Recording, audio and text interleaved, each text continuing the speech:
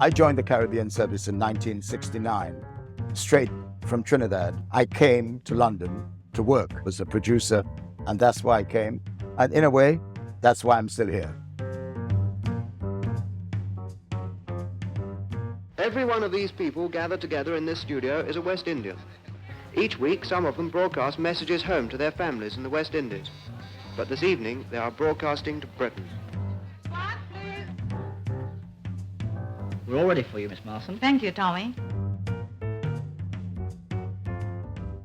And now I'm going to ask Flying Officer Ulrich Cross to speak for West Indians in the services.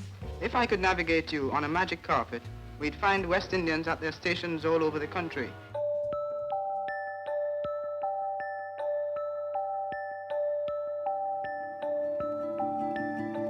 The Caribbean service used to broadcast messages from people living in London at Christmas time. And I remember people coming from all over the country to Bush House in London. Long into the evening, we would record these messages. They were quite emotional moments. You know, hello, Mom and Dad. I'm surviving in London. And, you know, crowds of people would gather around their radio sets and listen to these.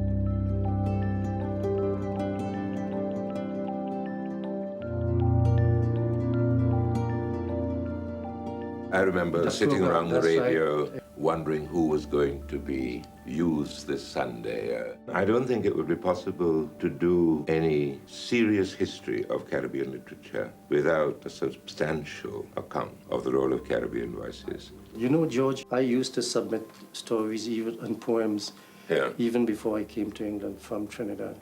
And I remember when my first poem was used and I got a check for 2 guineas. 2 guineas.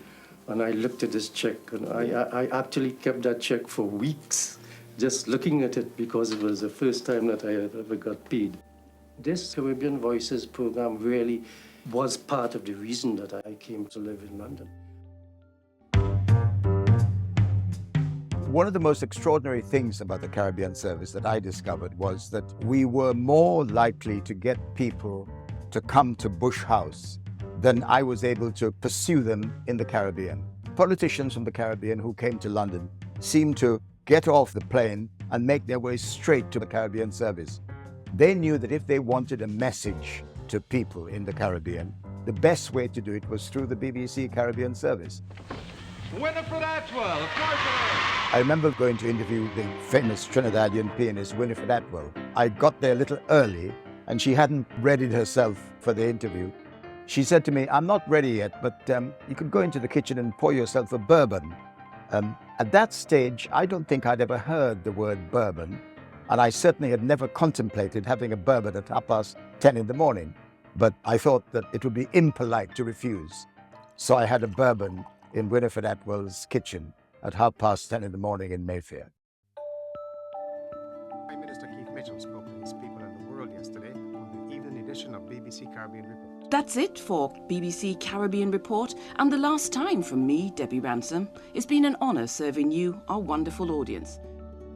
I got the feeling that without people like Una Marson, who started out very early in the Caribbean service, maybe others would never have got the chance. You met people from the Caribbean who had made their way in broadcasting through this service, and you wanted to be like them.